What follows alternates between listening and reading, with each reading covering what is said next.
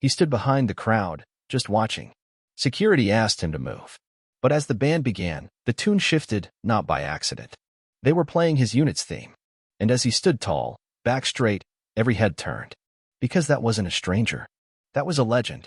The officer approached him with authority in his step, clipboard in hand, ready to enforce the perimeter rules that kept the parade route clean and organized.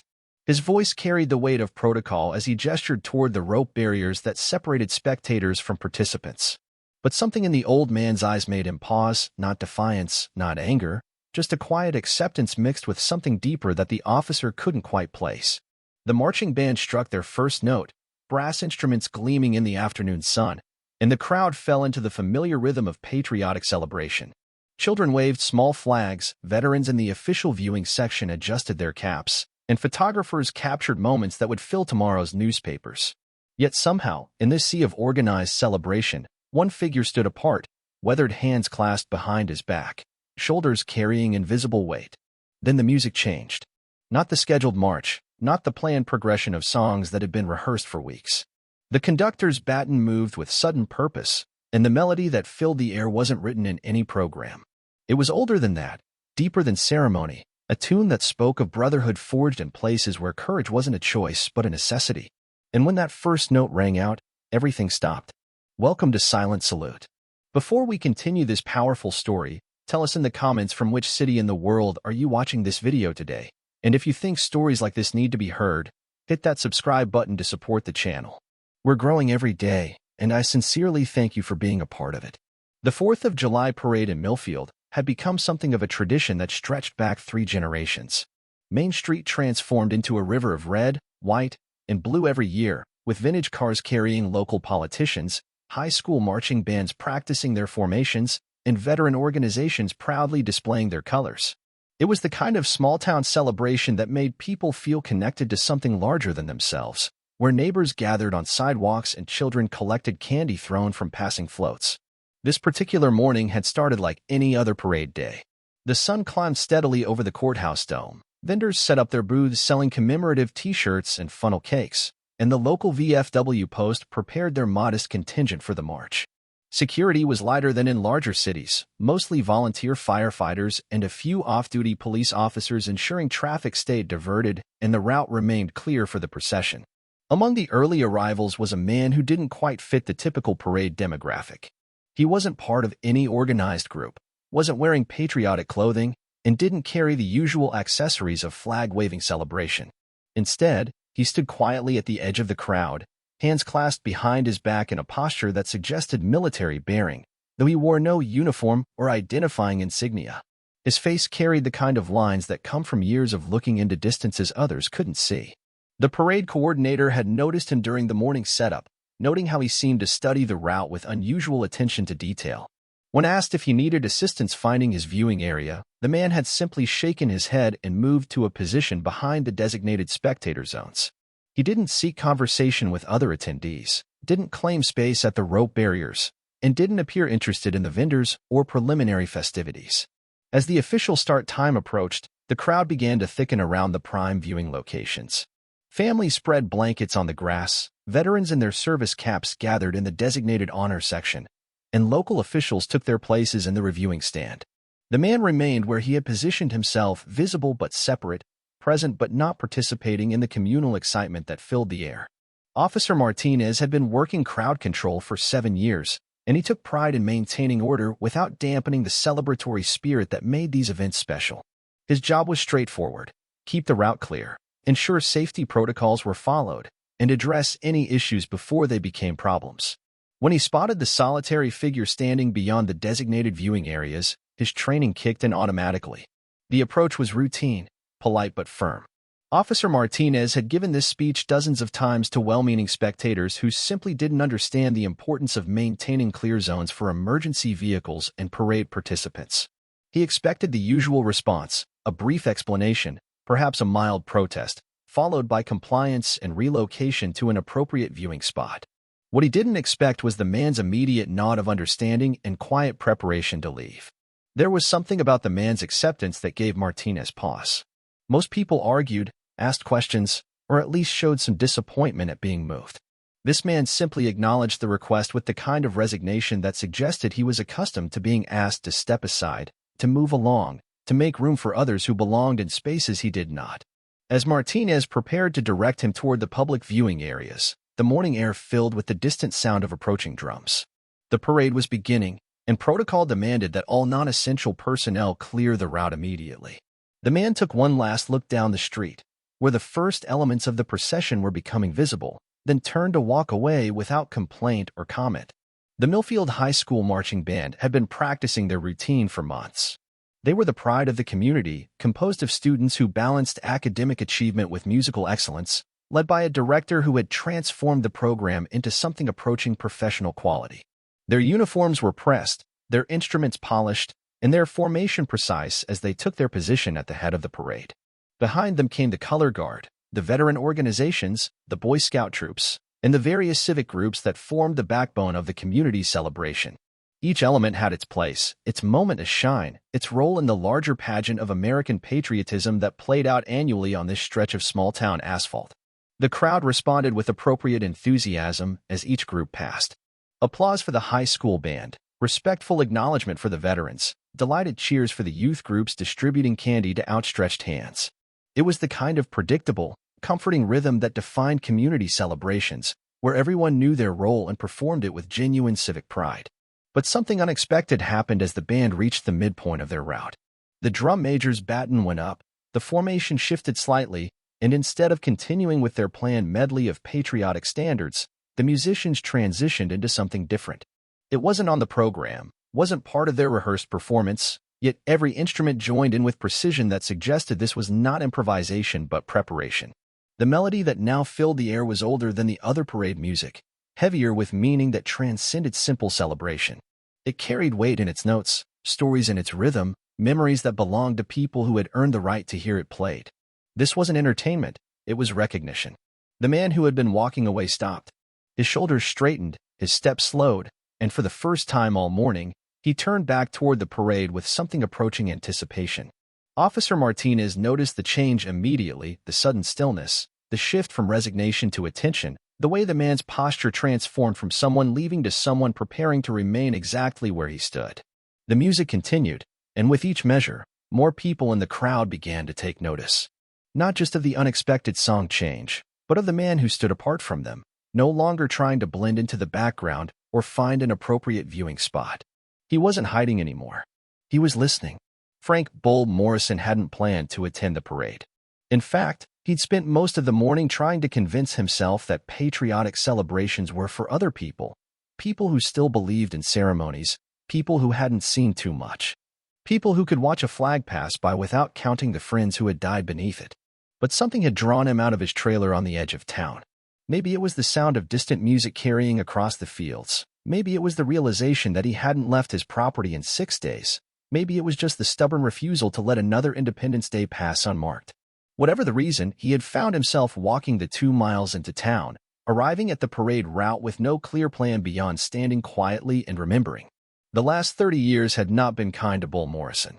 He'd returned from Vietnam to a country that didn't want to hear about places like Hamburger Hill or Firebase Charlie, to job interviews where his military service was noted with polite discomfort rather than appreciation. He'd married, divorced, worked construction until his back gave out, then settled into the kind of isolated existence that allowed him to avoid questions about why he sometimes woke up shouting names that belonged to dead 19-year-olds. Most people in Millfield knew him by reputation rather than personal interaction. The weird vet who lived alone, who didn't socialize, who paid his bills in cash and avoided crowds. Some viewed him with sympathy, others with suspicion, most with simple indifference. He was part of the landscape but not part of the community, tolerated but not welcomed, acknowledged but not engaged. Standing at the edge of the celebration, watching families enjoy their holiday traditions, Bull had felt the familiar weight of displacement that marked most of his public appearances. He belonged nowhere, fit into no category, represented nothing that people wanted to remember. When the officer approached to move him along, it felt like just another confirmation of his peripheral status in a world that had moved on without him. But now the music had changed, and with it, everything else. The melody that filled the air wasn't random or accidental. It was deliberate, specific, chosen. Someone had made a decision to play Bury Me Not on the Lone Prairie, not the traditional folk version, but the arrangement that had been written specifically for the 1st Infantry Division by a composer who understood what music could mean to men who might never hear it again. Bull's unit had requested that song for every ceremony they'd held in Vietnam. Memorial services for fallen comrades, change of command ceremonies, even the impromptu gathering they'd held when they learned they were finally going home. It had become their unofficial anthem, the melody that represented their brotherhood, their sacrifice, their commitment to remember those who didn't make it back. The band director was Sarah Chin, a woman in her 40s who had built the Millfield High School marching band program from mediocrity to regional recognition through a combination of musical excellence and genuine understanding of what music could accomplish beyond entertainment. She had been watching the morning's events with professional satisfaction, pleased with her students' performance and their representation of the school's commitment to community engagement. When she spotted the man being moved away from the parade route, something about his posture caught her attention. It wasn't the usual disappointed spectator being relocated. There was something in his bearing that suggested military training, something in his acceptance that spoke of long familiarity with being excluded. Sarah had grown up in a military family, had seen that particular combination of dignity and resignation before. A quick conversation with her assistant director confirmed her suspicion. The man was Frank Morrison, known locally as Bull, a Vietnam veteran who lived alone and rarely participated in community events. Sarah had heard the stories, some sympathetic, some dismissive, all painting a picture of someone who had struggled to find his place in civilian society. Standing there with her baton raised, watching a man who had served his country being asked to step aside from a celebration of that service, Sarah Chin made a decision that would change everything. She turned to her students, gave them the signal for an unscheduled transition, and led them into a song that hadn't been heard in Millfield for 3 decades. She had learned Bury Me Not on the Lone Prairie from her grandfather, who had served with the 1st Infantry Division in World War II. He had taught her that some music existed not for entertainment but for recognition, not for performance but for remembrance. Today, watching a forgotten veteran being moved to the margins of a patriotic celebration, Sarah decided it was time for her students to learn the difference. The transformation in Frank Morrison was immediate and unmistakable. The man who had been walking away with resigned acceptance stopped mid-step, his entire body responding to music that carried memories too powerful to ignore. Officer Martinez watched in confusion as the veteran's demeanor shifted from compliance to something approaching military bearing. The crowd began to notice the change as well. What had started as routine crowd management became something entirely different when the man who was supposed to be leaving instead turned back toward the parade, standing straighter than he had in years, listening to music that seemed to have been chosen specifically for him. The song continued, each note delivered with precision that suggested this was no random musical selection. The high school students performed with unusual intensity, as if they understood they were participating in something more significant than their usual parade routine. Their director conducted with focused determination, ensuring that every measure was perfect, every transition clean, every note a tribute to something larger than themselves. Other veterans in the crowd began to take notice. Those who recognized the melody exchanged glances, understanding that what they were hearing was not standard patriotic fare, but something with deeper military significance. A few removed their hats, others stood straighter, all of them beginning to realize that this moment had become something different from the planned celebration. The parade's rhythm had shifted from entertainment to ceremony, from performance to recognition. The music created a space where belonging was determined not by official designation or community status, but by service and sacrifice. In that space, Frank Morrison was no longer the weird vet being moved along by security. He was the reason the song was being played. Officer Martinez found himself facing a situation that wasn't covered in any crowd control manual. The man he'd been asked to relocate was now standing in full view of the parade, clearly emotional, obviously connected to what was happening in ways that made intervention seem not just unnecessary but wrong. The music had transformed the entire dynamic, turning what should have been routine enforcement into something approaching sacred ceremony. Around them, the crowd was beginning to understand that they were witnessing something unplanned and unrehearsed but entirely authentic. Parents pointed toward the solitary figure, children asked questions about why the music had changed, veterans in the official viewing area craned their necks to see who had prompted this unexpected tribute. The song built toward its conclusion, each measure carrying more weight than any standard parade music could hold. The brass section delivered the final phrases with power that suggested they understood the gravity of their performance, while the drum line provided a rhythm that felt less like marching and more like heartbeat. As the last note faded into the morning air, silence fell over the parade route.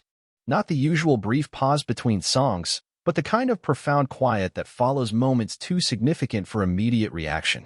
Everyone was waiting to see what would happen next, understanding that the normal progression of parade activities had been suspended for something more important. Frank Morrison stood motionless, tears streaming down his face, hands still clasped behind his back, but no longer hiding from anyone's attention.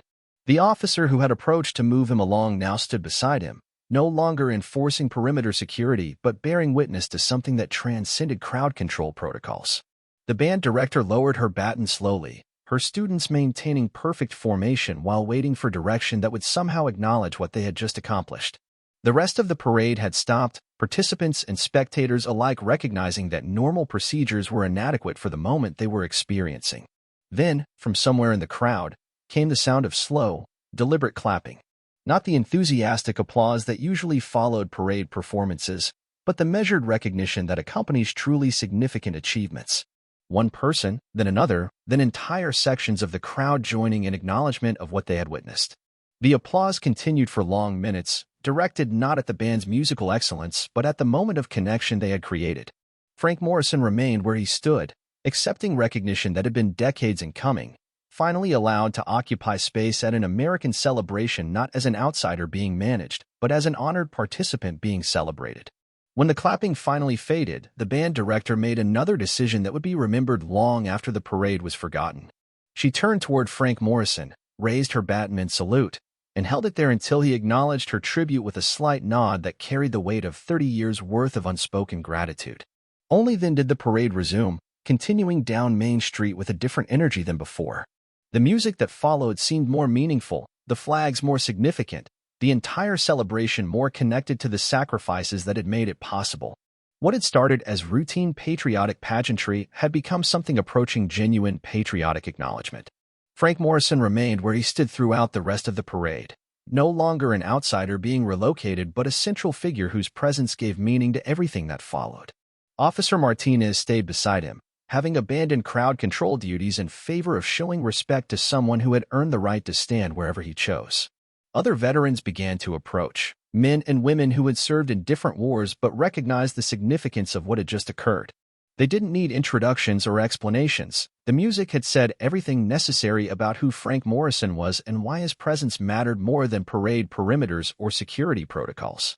As the last unit passed and the crowd began to disperse, Frank found himself surrounded by people who wanted to shake his hand, thank him for his service, apologize for years of indifference. The transformation was complete. The man who had arrived as an unwelcome outsider was leaving as an honored member of the community he had served but never felt part of. The band director, Sarah Chin, approached him as her students were packing their instruments. She extended her hand and offered a simple explanation for what had occurred. Her grandfather had taught her that music could bridge gaps that words could not cross, that sometimes recognition required dramatic gesture rather than polite acknowledgement. Frank Morrison's response was equally simple: a handshake, a quiet thank you, and a promise to attend next year's parade, not as someone hiding at the edges but as someone who belonged at the center of the celebration. The community had finally remembered not just his service but his ongoing membership in their shared story. The story of Frank Morrison's transformation from parade outsider to honored veteran spread quickly through Millfield and beyond. Local newspapers picked up the account, social media amplified the narrative, and within days the video of a high school band playing an unexpected tribute to a forgotten veteran had reached audiences far beyond the small town where it occurred. But for Frank himself, the most significant change was simpler and more personal. For the first time in 30 years, he felt like he belonged somewhere, like his service had been not just acknowledged but celebrated, like his presence in the community was wanted rather than merely tolerated. The following Monday, Frank Morrison did something he hadn't done in decades. He walked into downtown Millfield not to conduct necessary business but simply to be part of the community that had finally claimed him as one of their own. The parade had ended, but the recognition it had created continued, transforming both a forgotten veteran and the town that had learned to remember him. Sometimes recognition comes through official ceremonies and formal acknowledgments. Sometimes it comes through the unexpected decision of a band director who understands that music can accomplish what words cannot. through high school students who play with unprecedented passion because they sense they are participating in something historic, through communities that learn the difference between patriotic performance and genuine patriotic acknowledgement. Frank Morrison never asked to be celebrated, never demanded recognition, never complained about years of indifference. He had simply served when called, endured when forgotten, and remained quietly available when his community finally decided they needed to remember not just the concept of service but the actual people who had provided it. This story was brought to you by Silent Salute. Before we leave you today, here's our question. Have you ever known someone who never asked for recognition but deserved more than anyone else? Someone whose quiet service went unnoticed until a moment of revelation changed everything? Tell us in the comments what they meant to you and how you remember them. And if you think stories like this need to be heard, hit that subscribe button to support the channel. We'll see you in the next one.